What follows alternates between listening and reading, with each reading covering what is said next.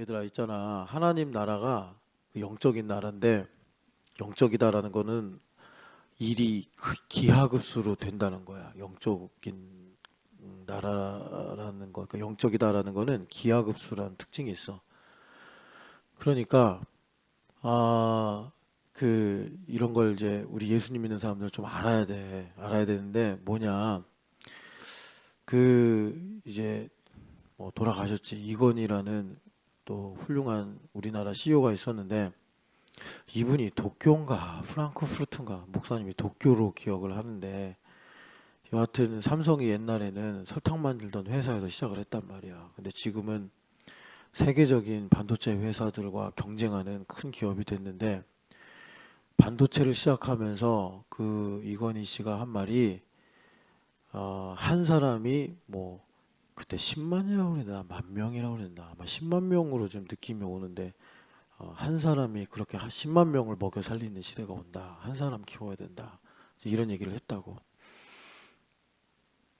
그러니까 천국은 그런 나라야. 천국은. 그런데 목사님이나 너희 옆에 있는 부모님은 그 한 사람이 될 가능성이 거의 없어. 왜냐하면 인생 절반을 다 살아서.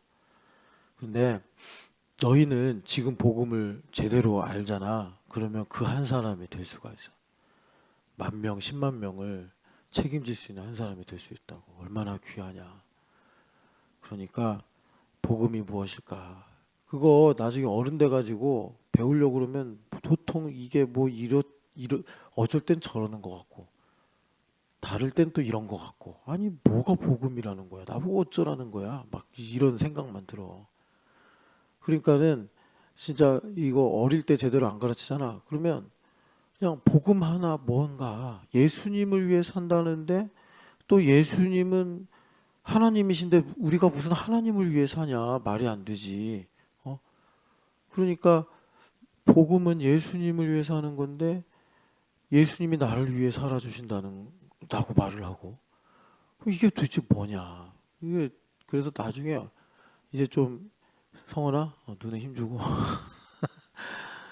그 뭐냐? 그러니까 그 이제 좀 60이 넘으면 이순이다 그래가지고 순해진다 그러거든. 이제 그래서 고집이 또 좀 헐렁헐렁해지고 완고함도 좀 푸석푸석해지고 그럴 때 돼서야 뒤돌아보니 다 하나님의 은혜였는데 모르고 살았구나. 그러면서 이제 복음을 배운다고. 그러지 말고 젊을 때, 그러니까 어릴 때 이렇게 이제 너희들이 복음이 뭔가 이제 삶으로 배우는 게 참 복되지. 자, 우리 같이 하나님 말씀을 듣겠습니다. 우리 하나님 말씀이 어제 영광에 관한 말씀에서 이어서 우리가 듣는데 방금도 우리 아이들한테 복음이 뭐냐 이 말씀 새벽 예배 나왔으면 이게 율법적으로 보면 훌륭한 건데 왜 목사님은 새벽 예배 나온 나를 타박하고 못 살게 구는 것처럼 뭐라고 하실까? 그래서 사실 그냥 인간적으로 생각하면 아유 그냥 안 나오고 자자. 그럼 자면요? 뭐라고 안 해요. 뭐 애들 데리고. 근데 이제 이런 게 복음이다. 아이들한테 말을 했는데 여러분 우리가 먼저 오늘은 좀 이 부분을 주목했으면 좋겠는데 복. 여러분 그 성경을 좀 이제 여러 번 읽다 보면 그러니까 우리가 성경이란 말씀은 정말 큰 책이에요. 어마어마하게 큰 책이에요. 제가 올해 이제 아이들하고 평사리 다녀오면서 아이들한테 토지를 읽어라 그랬거든요. 근데 토지가 한 20권 될 거예요. 전집이. 제가 정확하게 지금 권수가 생각이 안 나는데 근데 토지를 제가 이렇게 읽고 또 알아가다 보니까 어떤 사람은 23번을 읽었대요. 토지를. 이거 지금도 읽고 있다. 뭐 이런 블로그에 글도 보고 그런 성경도 그렇습니다. 성경도. 그러니까 여러분들이 물론 성경을 한 번에 깊이 정독하는 것도 의미가 있지만 성경은 워낙 큰 책이라 읽고 읽다 보면 어쩔 때는 거룩이라는 주제가 깊이 보이기도 하고 어쩔 때는 생명이란 주제가 깊이 보이기도 하고, 그게 다만 이 글자를 읽는 것만이 아니라 글자를 읽을 때 이게 영어로 읽는 독서기 때문에, 그러니까 어떤 나의 이 내면도 다르잖아요. 계절처럼 계속 내 마음도 바뀌고 또 어떨 때는 성장도 하고, 그러니까 이 관점이 다르고 이래가지고 어, 그렇게 이제 성경이 읽혀지는 거예요. 그러다 보면은 이제 성경을 뭐라 그럴까, 이제 숲도 보면서 나무도 보는 이런 상황이 생기는데, 구약의 복하고 신약의 복하고 다릅니다. 이게 읽다 보면. 그래서 가끔 신학교 가면 어떤 신학자들이 뭐 이제 구약의 하나님과 신약의 하나님이 다르다, 뭐 이런 말씀도 하고, 또 초대교회 이단 중에 어떤 이단은 구약을 성경으로 인정하지 않은 이단도 있어요. 그래서 구약과 신약의 온도 차이가 그냥 조금 다른 정도가 아니라, 어떤 이단들이 구약은 성경이라고 할 수 없다 할 만큼 되게 상이한 부분이 있다. 그런 주제 중에 하나가 복이다. 복이다.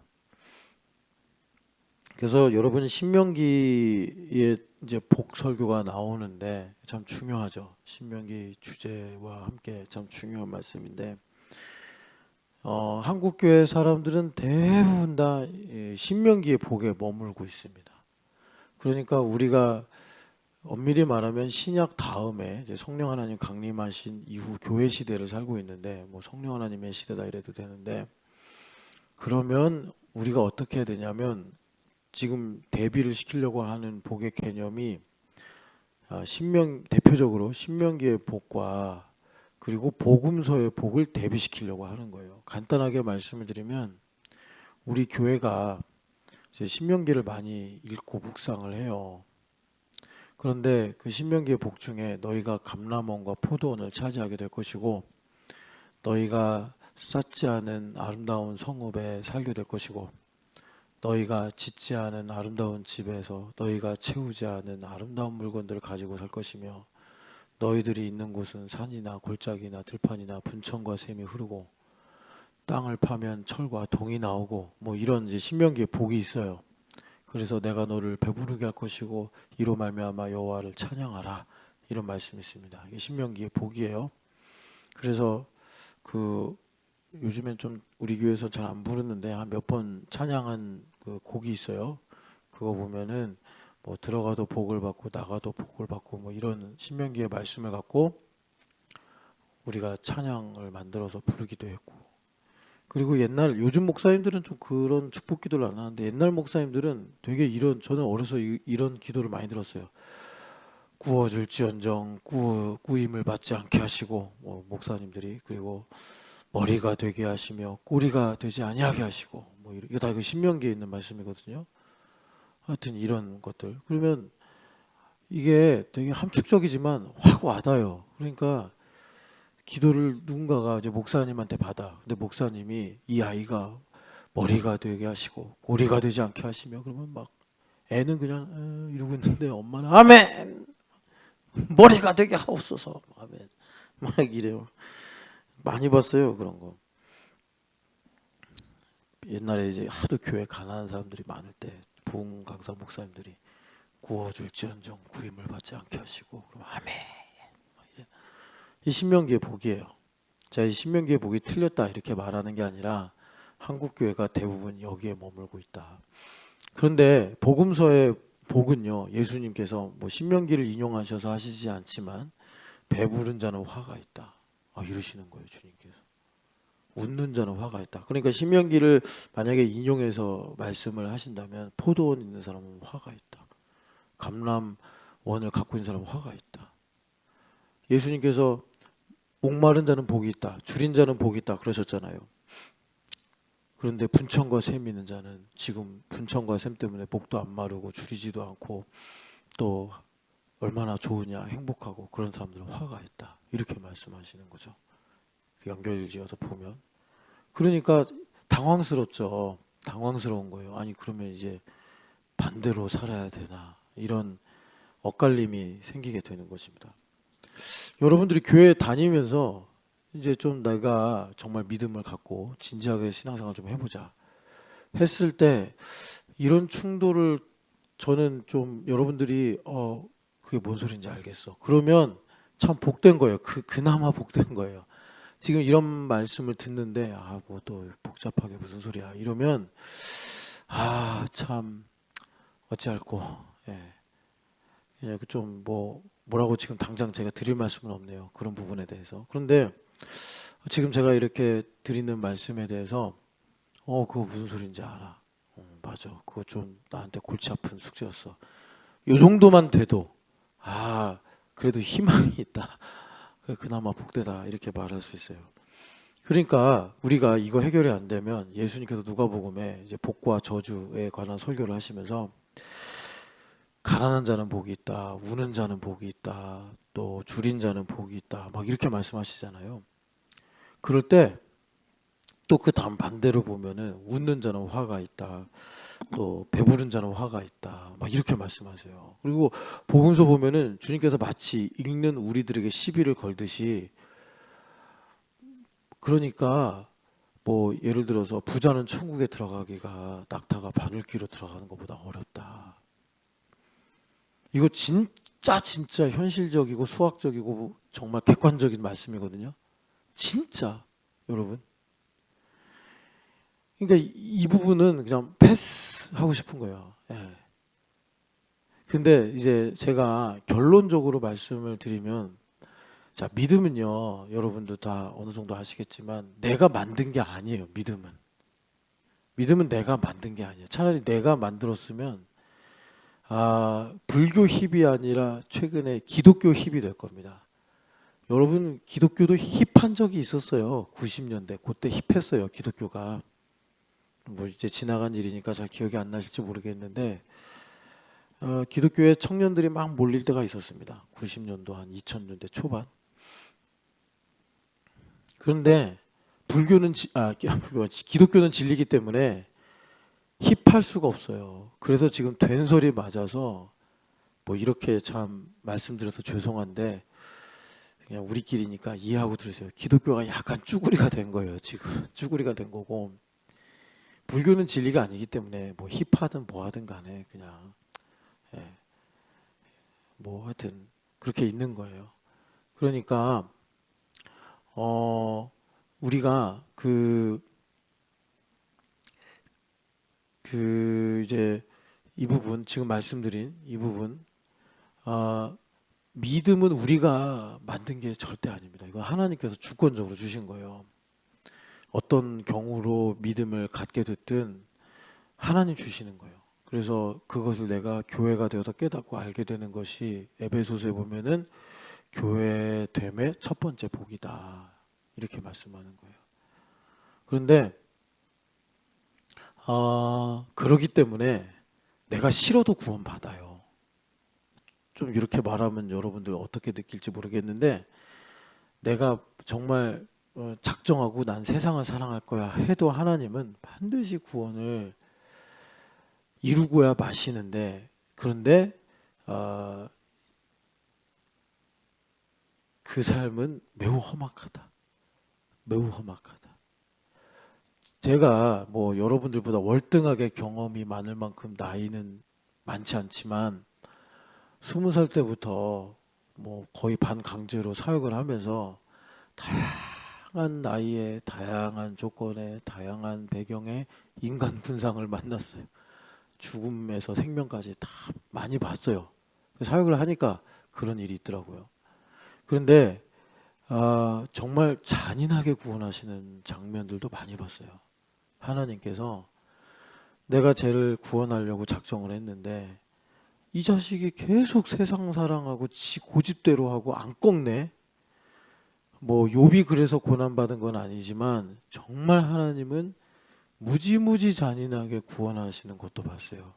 그래서 제가 그때 배운 게, 그걸 갖고도 우리는 하나님께 잔인하다고 할 수 없는 것이, 하나님은 자기 아들을, 죄송합니다 이렇게 말해서, 도륙을 해서라도 정말 형편없는 인간들을 구원하신 하나님이시기 때문에 하나님은 무섭다. 이걸 배웠어요. 우리 하나님은 예수님께서 그냥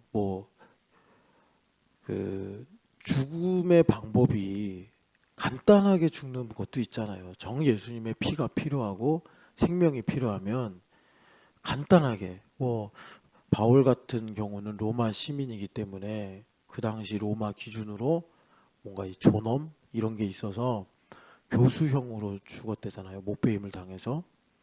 그런데 베드로 사도는 예수님처럼 십자가형을 당해서 죽었다고. 거꾸로 달려서.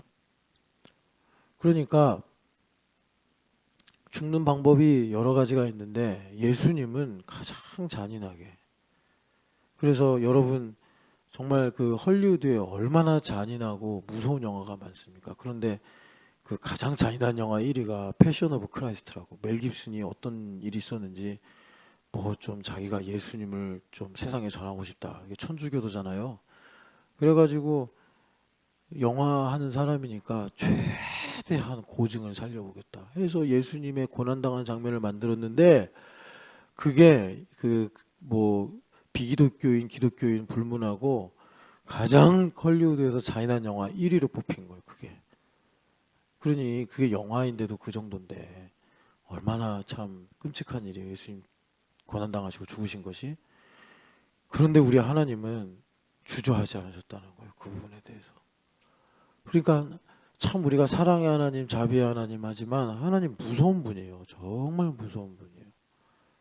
그러니까 하나님 나를 구원하시기로 작정하셨는데 그러든 말든 나는 내 마음대로 살 거야. 나는 지금 당장 내 눈앞에 있는 게 중요해. 이런 기조로 살잖아요. 나 중심으로 사는 걸 내가 포기하지 않잖아요. 정말 여러분 성경에 그러시잖아요. 눈이 범죄하면 눈을 뽑아라. 오른손이 범죄하면 오른손 잘라라. 정말 주님께서 그렇게라도 해서 주님 저 좀 기억해 주십시오. 죽기 전에 그 한마디라도 주님께서 나오게 하셔서 자원하는 마음으로 한편 강도처럼 그렇게 해도 구원하실 수 있어요. 주님께서. 그래서 여러분 구원의 문제는 엄중한 현실적인 문제고 사실적인 문제. 그러니까 여러분들이 혹시 이제 우리 교회에서 교회 생활 하다가 우리가 이제 보통 명사로 듣는 자기중심성이라는 거, 이게 죄의 본성입니다. 그런데 이게 돈입니다. 자존심입니다. 수치의 문제입니다. 주님께서 한 10년 정도 생활하면 핀포인트로 딱 주세요. 이거는 사실은 아닙니다. 사실은 아닌데 그냥 예로 들자면 허윤실 집사님의 자기중심성이 자녀다. 하나님께서 만약에 그걸 핀포인트로 딱 어느 날 말씀하셨어. 그러니까 성경의 여러 사례들로 말하면 신성원이 우상이 되기도 하는 거고, 신성원이 그러니까 또 뭐가 되나 허윤실의 여리고성이 되기도 하는 거고 이런 거예요. 주님께서 그런 것들을 얼마나 많은 사례로 말씀하셨습니까? 신성원이 만약에 그렇게 되면 허윤실의 영적 민감성이 되는 거예요. 그럼 주님께서 그걸 알아듣도록 정말 부드러운 숨결로 우리가 교회가 되어 살면 말씀하십니다. 그거다, 그거다, 그거다. 또 그거에 대해서 십자가에 죽어야 된다. 주님께서 말씀하신다고. 그런데 우리가 이제 이런 부분에 대해서 딱 각을 세우고 살아버리면, 여러분 성경에는 그렇다고 이제 구체적인 진술은 없어요. 그런데 쭉 읽어보면 우리가 알아.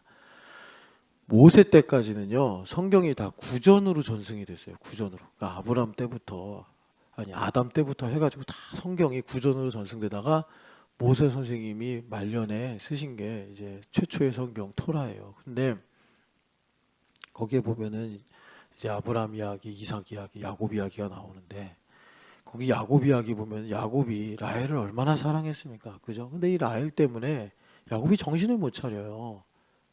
그러니까 하나님께서 어느 임계점을 넘어가면 안 되니까 야곱이 이런다고, 자기 삼촌한테, 삼촌의 드라빔을 훔친 사람이 있으면 그는 반드시 죽을 것입니다. 그런데 꿈에도 몰랐죠. 라헬이 낙타 위에서 드라빔을 숨겨놓고 있었는지 몰랐죠.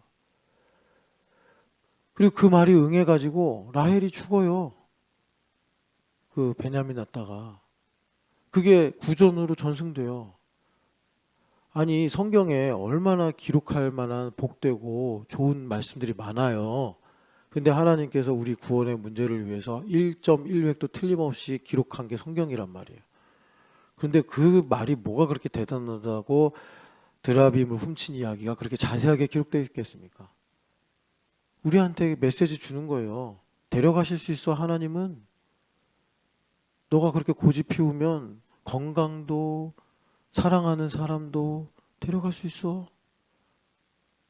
왜? 아들까지 내주시니까 뭘 못하시겠어요? 무섭죠? 예수님 차라리 하나님께서 천사를 보내서 우리를 구원하셨으면 이런 생각 들지 않으세요? 하나님 꽤 진지하세요, 이 구원의 문제에서. 그래서 여러분, 우리 교회에 이렇게 계시다가 이게 내 자기중심성이라고 하시는구나. 그래서 이거를 해결해야, 자, 신명기의 복으로 시작해서 복음서의 복을 지나 신명기의 복으로 가는 거예요, 다시.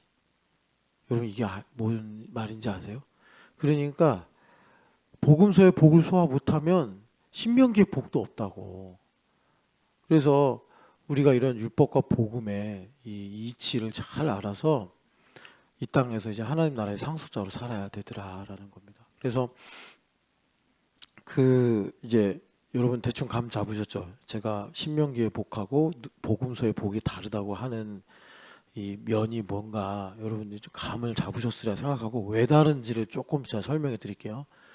그러니까 우리 교회에서 아마 이거 유례가 없을 거예요.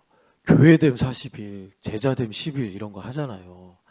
근데 여러분도 이제 여러 번 하셔서 알겠지만 이게 뭐예요? 이게 좀 다른 교회랑, 다른 교회들은 교재를 펴놓고 배우고 뭐 가르치고 훈련받고 막 이러잖아요. 근데 이 신촌영학교회라는 데를 왔는데 40일 동안, 사실 뭐 40일 여러분 다른 데서 뭐 하는 거에 비하면 그렇게 또 대단한 그 시간과 노력을 요구하는 건 아닌데, 이제 우리가 흔히 알던 교회나 신앙생활에 비교하면 되게 레디컬해 보이는 그런 성격이죠. 그래서 주님께서 우리에게 뭐를 하시는 중이냐면, 뭔 소리야? 예, 저기 뭐지? 법리를 심으시는 거야. 법리. 그러니까 여러분, 이강호 목사님은 우리 교회, 그러니까 좋은 나무 교회는 11번째다. 신촌여학교는 몇 번째? 항상 이렇게 물어보시거든요. 좋은 나무 교회는 좋은 나무 교회는 교회됨 11번째 했습니다.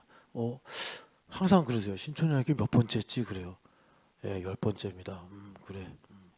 뭐 이렇게 하시는데 왜 매번 물어보시는지 모르겠어요. 근데 정말 잊어버리셔서 물어보시는 건가? 근데 저는 이제 거기에 시나리오 작가라고 생각하고 이제 각주를 답니다. 사실 좋은 나무 교회가 첫 번째 한 거는 1년 내내 한 거기 때문에 한 번이라고 할 수가 없고, 그렇게 되면 우리 교회가 제일 처음에 교회됨 40일을 한 거고, 그러면 좋은 나무 교회보다 우리 교회는 연말에 하고 좋은 나무 교회는 봄에 하거든요. 우리 교회가 빠른 거예요. 우리 교회가 하고 그 다음에 좋은 나무 교회가 하고. 근데 이렇게 얘기하면 이광호 목사님이 별로 안 좋아하시겠죠. 그러니까 저는 어리석게 그런 말을 하지 않고 속으로만 이렇게. 제가 이런 쓸데없는 말을 하면서 여러분들한테 드리려고 하는 말씀이 뭐냐면, 하나님께서 이 말씀의 행간에 있는 법리를 우리한테 이렇게 중요하게 가르치시는 것이다. 그래서 여러분, 이게 참 교회사적으로도 의미가 있는데, 무슨 의미가 있냐면, 정말 요즘엔 좀 조용해졌는데 신천지라는 정말 희한하고 돌연변이 같은 이단이 생겼어요. 신천지 같은. 그러니까 신천지가 어떤 특징이 있냐면 순수 기독교인들로만 구성된 이단. 여태까지 이단들은 좀 이렇게 혼합 집단이었거든요. 근데 거기만 그래요. 거기만 진짜, 그러니까 불신자 이런 사람은 신천지의 교리상 생리상 영입을 할 수가 없어. 교회 안에서 낙심자들, 교회 안에서 불만이 많은 사람들, 교회 안에서 상처가 많은 사람들, 그런 사람들을 미혹을 해서 구성한 순수 기독교인으로 구성된 집단이 이단 중에 유일하게 신천지예요. 근데 여러분들이 신천지에 대해서 관심 있는지 없는지 모르겠는데, 제가 우리 교회 개척 초창기에 이강호 목사님하고 뭐죠? 저기 국민일보에서 하는 그 신천지 기도책자도 만들고, 그리고 이제 그 여러 가지 그 자료들을 또 인쇄해서 국민일보 이름으로 출판이 됐단 말이에요. 그럴 때 나름 연구했어요. 그래서 지금은 많이 잊어버렸는데 우리나라에 이단들도 족보가 있습니다. 그래서 제 이름이 정확하게 기억이 안 나는데 유광수였나 하여튼 그 사람부터 해가지고 그 사람이 이제 만든 여러 기법이 있어요. 뭐 종말론적인 썰, 뭐 또 성경을 비유로 해석하는 썰, 뭐 여러 가지 있어요. 그것들을 가지고 이제 뭐 통일교도 나오고 뭐도 나오고 막 이렇게 된 거예요. 그런데 이 모든 거를 다 끌어모아서 만든 데가 신천지. 이 모든 걸 다 옴니버스로 모아서 만든 데가. 그런데 얘네들이 이제 기독교인들을 미혹할 때 여러분들도 좀 들어보신 분은 알겠지만 성경 공부하자로 미혹을 해요. 성경 공부하자로. 그래서 그 성경 공부라는 내용을 쭉 보면 말도 안 되는 내용들이에요. 그러니까 국어만 제대로 배웠으면 이게 이렇게 되는 게 아니지. 성경을 몰라도 국어만 알아도. 그런데 미혹이 되니까 그러니까 이게 이제 그 구슬처럼 꿰어지는 거예요. 구슬처럼. 구슬을 꿰는 게 바로 법리예요. 그 실에 해당되는 게 법리. 그러니까 억지로 그런 걸 만들어서 성경의 자연스러운 흐름을 깨고 그래서 그 자기들의 거짓을 진리처럼 위장을 해가지고 사람들 미혹을 하는 거예요. 근데 여러분 어제도 우리가 이제 니코 가면 뭘 봐야 되느냐? 하나님께서 일본을 어떻게 사랑하시느냐 그걸 봐야 된다. 그 중에 하나를 제가 사례로 말씀드린 게 이 일본이란 민족을 원수마귀가 도쿠가와 이에야스 때부터 혹은 헤이안 나라 시대 때부터 그러니까 먼 나라의 윗나라를 읽어야지 헤이안이 언제쯤인가 나라 시대가 언제쯤인가 감이 와가지고 들을 거 아니에요. 계속 아식스만 생각하면은 지금 내가 이런 말을 하는 게 뭔 소리인지 어떻게 아냐고. 헤이안이 몇 년도요? 그러니까 준비원장이 이렇게 무식하면 어떡하냐고. 안 물어볼게요. 먼 나라 윗나라 좀 읽으려니까 왜 이렇게 안 읽어? 왜? 아니 그 얼마나 재밌는 책. 제가 어제 한 분하고 제자도를 하면서 먼 나라 윗나라 읽었냐 그랬어요. 그랬더니 목사님 틈틈이 읽고 있습니다. 그래서 제가 뭐라고 그랬냐면 무슨 만화책을 틈틈이 읽냐. 그냥 만화책은 밥 먹을 때 옆에 펴놓고 읽으면 30분에 100페이지도 읽는 게 만화책인데 뭘 그거 갖고서 뭐 이렇게 어려운 책을 읽는 것처럼 틈틈이 읽는다고 그렇게 그런 소리를 하냐 그랬는데 여하튼 간에 그래서 거짓을 심어놨네. 근데 그 거짓이 왜 강력하냐면 하나님 흉내를 낸 거예요. 그 중에 대표적인 게 여러분 좀 일본에 대해서 좀 이렇게 귀등으로라도 들은 사람들은 알 거예요. 성덕태자라고 있는데 쇼토쿠 태자 그 사람이 백제 왕자다라는 또 역사적인 가설들이 있지 않습니까? 근데 그 사람이 하도 일본이 개판이니까 법을 7개 만들었다고. 그 중에 하나가 와사상 해가지고 너희들은 싸우지 말고 평화롭게 지내라. 근데 그 와사상을 여러분들이 이제 국화칼 같은 데 들고 보면 하나님 나라랑 너무 똑같은 거예요. 그 원수마귀가 성경도 뭐 없는 오경도 없는 그 유대인이 아니지 일본인들한테 그렇게 거짓을 심어놨는데 그 거짓이 정말 하나만 틀리고 다 맞아. 천국하고 여러분들이 파면 팔수록 놀라워요. 만약에 천국을 100가지로 이렇게 기술한다 그럼 99가지는 딱 맞는데 하나만 틀려. 하나만. 여러분 우리가 메시아 예수님을 메시아라고 고백하잖아요. 메시아가 뭐예요? 살아있는 신이에요. 하나님의 아들. 일본 천황이 살아있는 신이에요. 그러니까 너무 똑같은 거예요. 성경하고 일본인들의 정신구조나 문화나 역사에. 근데 원수마귀가 이런 식으로 우리를 미혹하더라. 그래서 바울 사도가 여러분 바울 사도가 헬라 뭐 아테네 신하고 싸웠습니까? 제우스 신하고 싸웠습니까? 여러분 성경 보면 바울 사도가 뭐 헬라 이거 다 이름이 기억이 안 나네. 하여튼간에 그런 거짓 우상들하고 싸운 거 아니잖아요. 누구랑 싸웠어요? 다른 복음하고 싸웠어요. 다른 복음만 문제가 나오면 바울 사도 갈라디아서에 쓴 이런 말씀의 이제 그 분위기로 보면 자다가도 일어나서 뭔 소리야? 뭐 어디서 다른 복음 얘기하는 거야? 막 이러신다고. 이런 느낌이에요, 일본이. 그러니까 여러분 이런 걸 보면서 나의 삶에 이런 다른 복음의 문제가 있었구나. 그래서 다른 복음의 문제로 오늘 우리가 접근하려고 하는 내용이 뭐였냐면 복.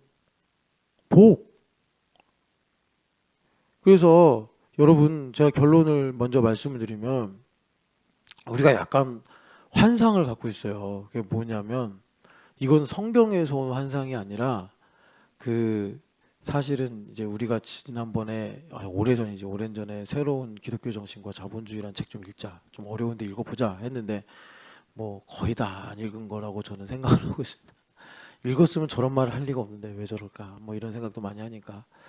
그런데 얼마나 그 자본주의가 어떤 사상으로서 우리를 복음이 그래야 되는데 복음이 살아있는 말씀으로서 영과 혼과 관절골수를 찔러 쪼개야 되는데 거기선 일명 금융 자본주의라고 이제 말을 합니다. 그래서 그것이 우리 생각과 마음, 우리 영과 혼을 찔러 쪼개가지고 아주 깊이 들어가서 그러니까 내가 자본주의적으로 행동하게 만들어요. 자본주의적으로 근심하게 만들고 자본주의적으로 꿈을 꾸게 만들고 그래서 진짜 제가 그 계시록 17장인가 18장에 보면은 뭐 거기에는 그런 말은 안 나오지만 오늘로 적용하면 자본주의가 멸망하는데 그러니까 바벨이 바닷속으로 빠지는데 그때 상인들이 슬퍼한다. 왜? 그들의 물건을 팔지 못해서 부를 더 이상 축적할 수 없어서 그러면서 그 상품의 목록 중에 쭉 마지막에 나오는 게 사람의 영혼이라 이 말씀이 있단 말이에요. 똑같아요. 지금 뭐 크게 다르지 않아요. 우리가 자본주의적으로 꿈꾸고 자본주의적으로 천국을 생각하고 자본주의적으로 복음을 이해하고 이런 거예요.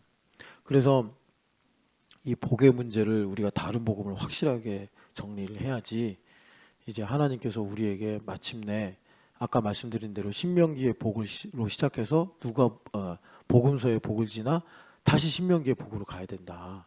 이제 이런 일들. 그러니까 무슨 말이냐면 하나님 나라의 유업을 우리가 받아야 되는데 그것을 위해서 살아야 되는데 이제 그러려면 다른 복음의 문제를 우리가 넘어가야 된다.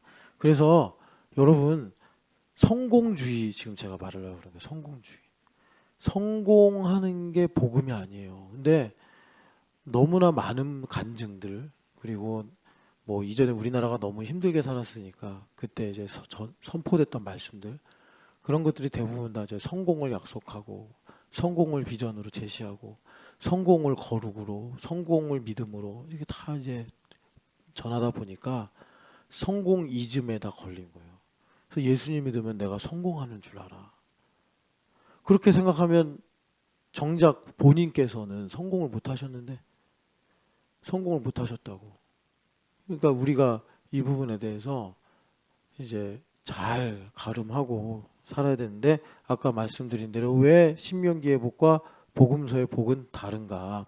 왜 다르냐면 율법과 복음의 차이 때문이다. 이거예요.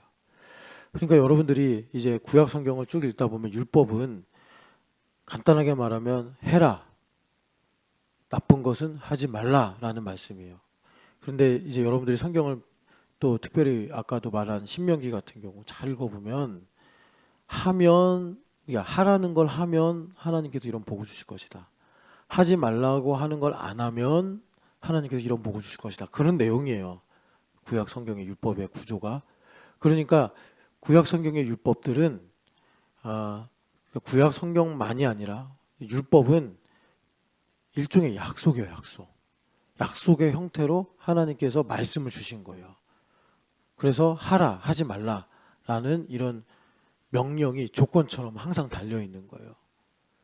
그래서 여러분도 아시겠지만 율법 전문가인 바울 사도가 율법이 뭘 하는 거냐면 이건 그래서 이제 율법의 그 영적인 기능 하나님께서 원래 율법에 율법에 두신 원래의 율법의 거룩하고 선한 기능이 뭐냐면 내가 율법을 못 지키는구나를 깨달아서 하나님의 은혜로 나가게 만드는 게 율법의 기능이다라고 로마서 7장에 그렇게 바울 사도가 말씀하시는 거예요. 율법은 너희들이 지켜서 복을 받으라고 말씀하신 거긴 한데 그러니까 이제 우리가 성경을 예수님 중심으로 말하면 그 모든 율법을 통해서 예수님을 가리키는 것이기도 하지만 이걸 우리 삶에 적용하면 율법은 어떤 기능이 있냐면 나의 죄가 드러나는데 그 죄가 뭐냐면 나는 흑암에 살고 있구나. 내 힘으로 나를 구원할 수 없구나. 이거를 깨닫게 해서 하나님 저는 주님의 은혜가 없으면 살 수가 없습니다라는 것을 주님께서 알게 하시려고 율법을 주신 거야. 바울도 그렇게 말씀하시는 거예요.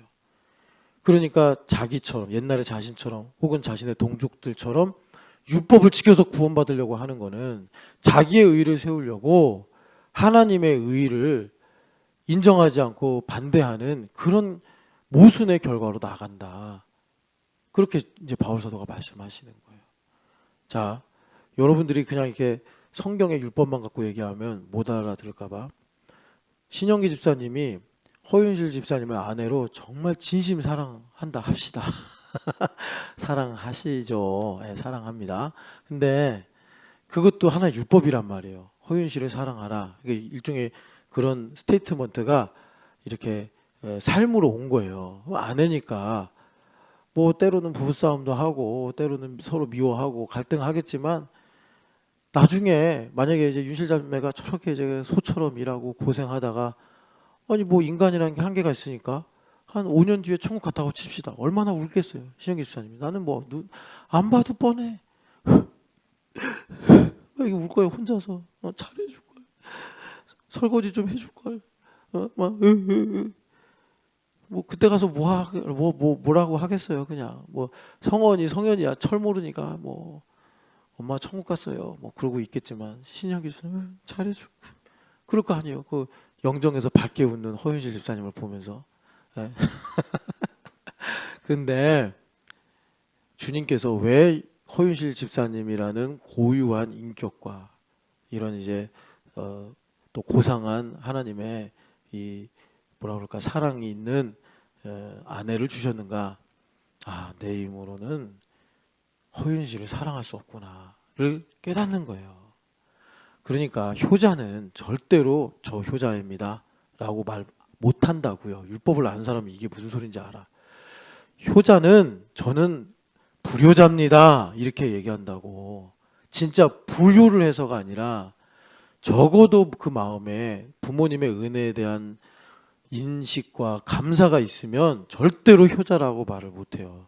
무익한 종처럼 뭐 자기가 계획을 해서 부모님 잘 섬기고 잘 대접을 해놓고서도 저는 드린 게 하나도 없습니다 이렇게 얘기하는 게 인성이라고. 인성.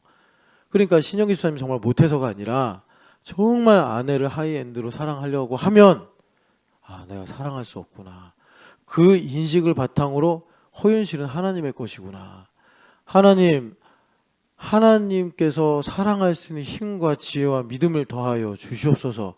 이렇게 가는 게 율법의 기능이란 말이에요. 율법의 기능이라고. 그런데 바리새인들 같은 율법주의자들은 신영기 집사님이 자기 방식으로 자기 힘으로 율법을 이루려고 하는 것처럼 아내를 사랑하려고 하니까 이상하게 로마서 7장의 마지막 결론부에 있는 말씀처럼 나는 마음으로는 하나님을 섬기려고 그러는데 내 마음에 다른 한 법이 있어서 하나님을 대적하고 있네. 이런다고. 내 마음으로는 진심으로는 정말 허윤실을 내가 옥처럼 금처럼 사랑하고 아끼고 싶은데 내 마음에 다른 법이 있어가지고 말이에요. 이상하게 맨날 그냥 허윤실 인생에서 널 제일 괴롭힌 사람이 누구야? 1번 신영기. 이렇게 나온다고. 이렇게 된다니까 진짜요. 우리가 율법 문제 해결 안 하면. 그래서 이 율법의 기능은 그런 거다. 그래서 우리가 잘 알아야 돼요. 그래서 이렇게 이제 우리가 내 힘으로는 율법을 지킬 수가 없구나. 하나님 나에게 은혜를 베풀어 주세요. 그럴 때 호세아서 6장의 말씀대로 거기서 하나님을 아는 지식이 생기는 거예요. 네, 그 은혜를 구하게 되면서. 복음은 뭐냐? 복음은 이제 우리 성경 보면은 예수님께서 복음인데 복음은 예수님께서 율법을 완성하신 것이 복음이에요.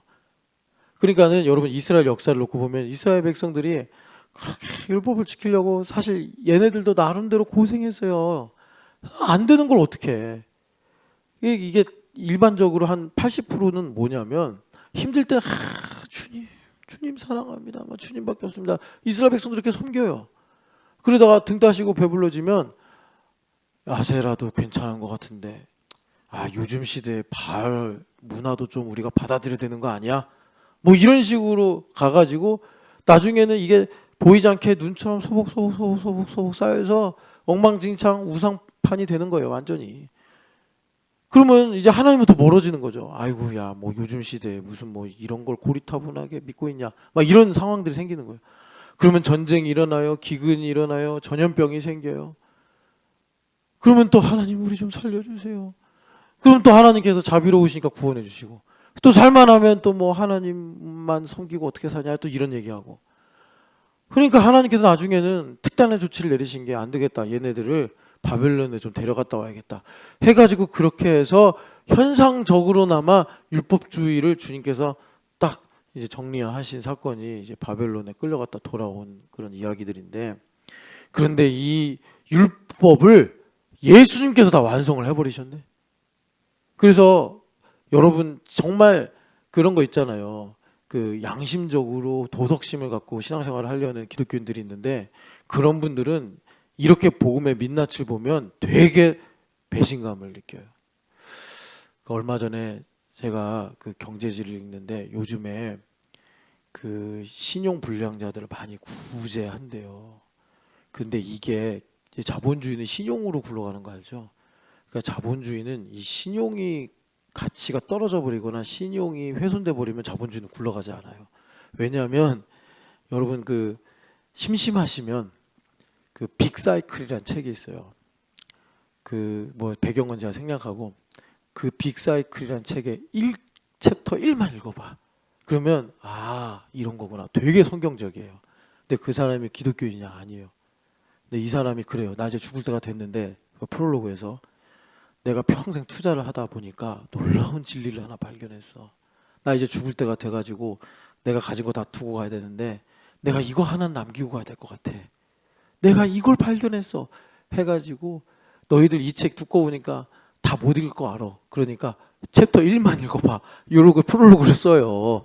제가 좀 이제 대충 말해서 그런데 한번 읽어봐요. 그러면 여러분, 우리가 알아야지 뭐가 똥이고 뭐가 금인지를 분별할 거 아니에요. 여하튼 간에 상당히 성경적입니다. 근데 그러니까 신용이 박살나면, 신용이 왜 중요하냐면 신용이 있어야 빚을 내거든요.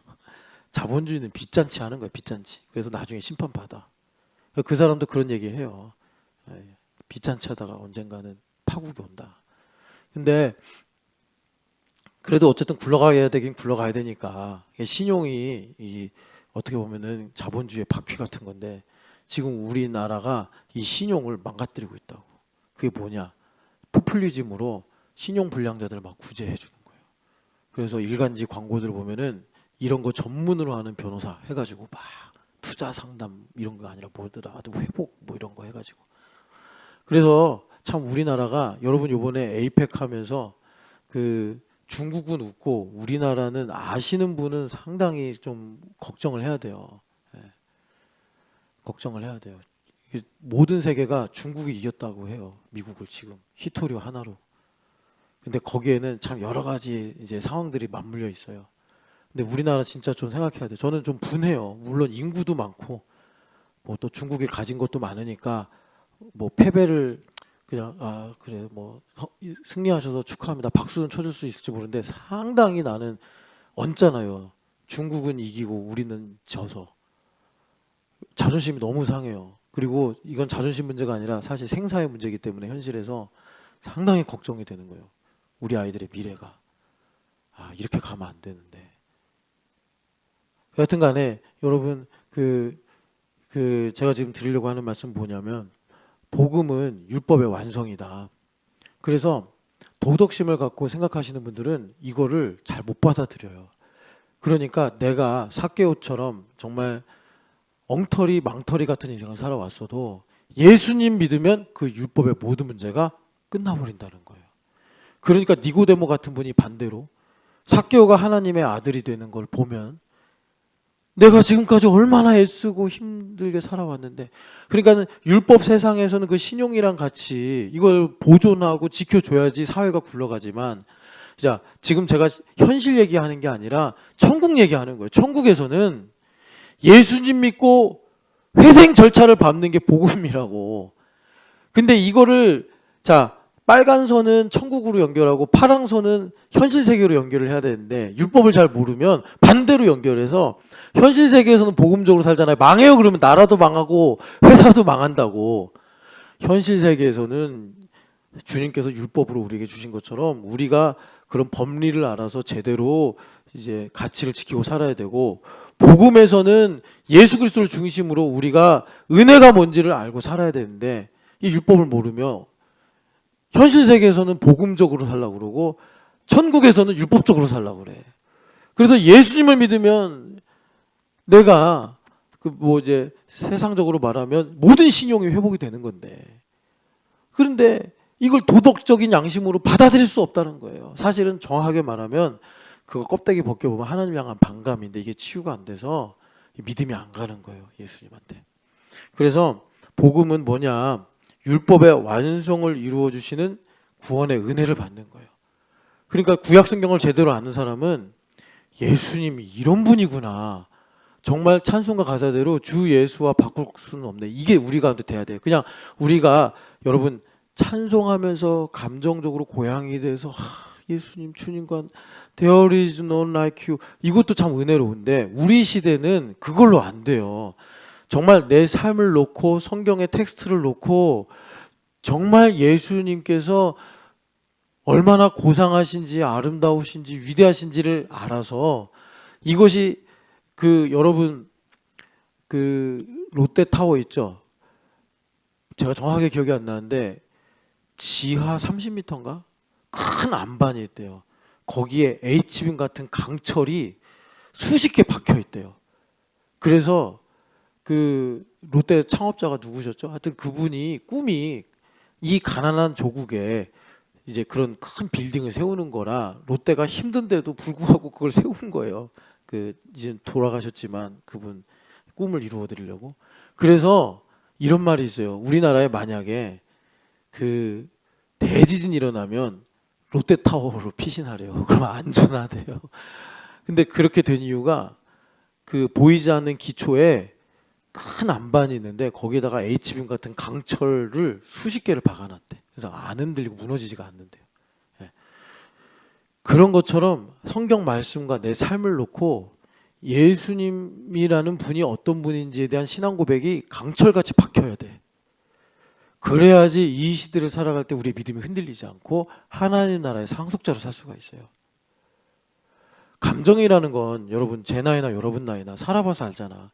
아침에 그렇게 주님을 찬양해, 주일에 그렇게 주님을 감정적으로 노래했어. 그것도 은혜로운데 저녁에 가면 확 식어버리는데. 제가 예전에 청년들 많이 섬길 때 남자 애들이 주로 그랬어요. 목사님 미치겠습니다. 왜 미치는데? 그랬더니 주일날 하루 종일 예배했대. 주일 저녁에 막 손들고 주님을 위해 살겠습니다 찬양을 했대. 밤에 가서 죄 짓는데요. 그러니까 이게 내가 미친놈인가 이러는 거예요. 애들이 정말 정직하고 착한 애들이니까. 내가 하루 주일 섬기고 이렇게 고양 되잖아요. 그러면 하나님의 은혜가. 그래서 주일날 저녁에도 막 주님 막 주님 위해 살겠습니다 부르짖고 기도하고 찬양하고 눈물 흘렸는데 이 미친놈이 집에 가서 죄 짓고 있네. 그러니까 자기가 살려달라는 거, 나한테 살려달라고. 그건 이제 삶의 캐파와 복음의 문제인데, 그건 이제 그분이 제자도로 들어가서 견고하게 반석 위에 집을 세우라고 하신 것처럼 그 과정을 밟아가야 되는 거죠. 그러니까 여러분 우리도 마찬가지예요. 우리 나이가 나이니만큼 이제 삶을 진지하게 살아가야 되지 않습니까? 그러니까 이 복음은 뭐냐? 율법의 완성 다음에 쉽게 말하면 이겁니다. 이제 여기서부터 조금 어려워하시는 분들이 많은데 예수님께서 일하시게 하는 게 복음이에요. 그러니까 여러분 예수님께서 복음서에 세 번이나, 그리고 요한복음에서는 조금 다른 버전으로 말씀하셨는데 똑같이 복음서마다 강조된 게 안식일의 주인이란 메시지예요. 그러니까 안식일의 주인은 뭐냐면 나는 쉬는데 예수님 일하시는 거야. 나는 쉬어. 근데 예수님 일하셔. 이게 복음이에요. 정확하게 복음이에요. 그래서 내 인생에 뭐 38년 된 병이든 12해 걸린 병이든 뭐 내 삶에 정말 도저히 해결할 수 없는 그런 문제들, 12해라는 건요 여러분 12 완전수잖아요. 그런데 혈류병은 여러분 그 레위기 보면 알겠지만 부정 중에 부정함이에요. 부정함 중에 부정함. 그러니까 우리에게 일본처럼 원수마귀가 정말 뭐 우리의 인생은 수백 년 아니니까 내가 어린 시절에 만화 영화 재밌게 보는데 하나님 나라와 매우 유사한 거짓말을 딱 심어놔가지고 내가 하나님의 복을 아무리 받아도 만약에 그게 비교하는 문제를 합시다. 계속 누수되는 거예요. 계속 누수되는 거예요. 그러니까 하나님께서 하나님 나라를 세울 수가 없어. 내 삶에. 상속의 일을 이루실 수가 없어.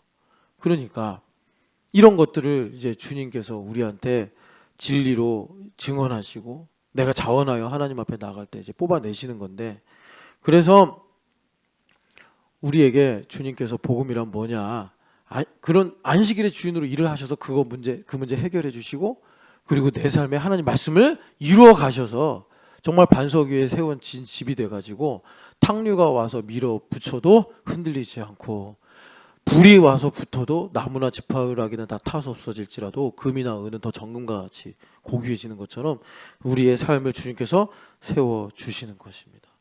자, 시간이 다 갔네.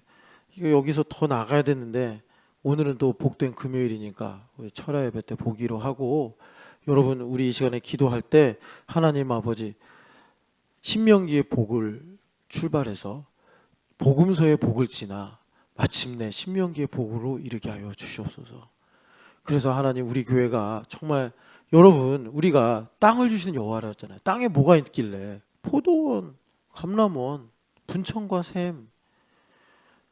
여러분 제가 정말 그 말 듣고 너무나 가슴이 아팠어요. 오늘 이 시대 청년들은 학습된 절망을 갖고 있다. 그래서 그때 그 칼럼니스트가 그래요. 희망의 공급망은 어디 있을까? 여러분 우리를 부르는 세상의 소리인 줄 믿습니다. 여러분 그래서 여러분들이 희망의 공급망이 돼야 돼. 그럼 어떻게 해야 돼? 여러분 땅 차지해야 돼. 여러분 땅 차지해야 된다고. 예? 땅 차지하셔서 그 감람원으로 포도원으로 우리 청년들을 초대해 주세요. 여러분 그래서 정말 이 나라가 이번 에이펙은 겉으로는 화려해도 속으로는 진짜 속상한 에이펙인데 10년 뒤에는 다시 중국도 웃어야겠지만 중국이 우리를 부러워할 수 있는 그런 미래를 주님께서 우리를 통해 열어가실 줄 믿습니다. 하나님 신명기의 복에 이르게 하여 주시옵소서. 하나님 가나안 세대가 되어서 땅을 정복하게 하여 주시옵소서. 사랑하는 하나님 아버지, 너가 밟는 땅을 너에게 주리라 하셨사오니 율법책을 내 입에서 떠나지 말게 하며 두려워하지 말고 우리 주님께서 우리가 어디로 가든지 함께하리라 하신 그 말씀을 기억하면서 제자도의 길을 걸어가게 하여 주시옵소서. 신명기의 복으로 시작하여 복음서의 복을 지나 신명기의 복에 다시 이르게 하여 주시옵소서.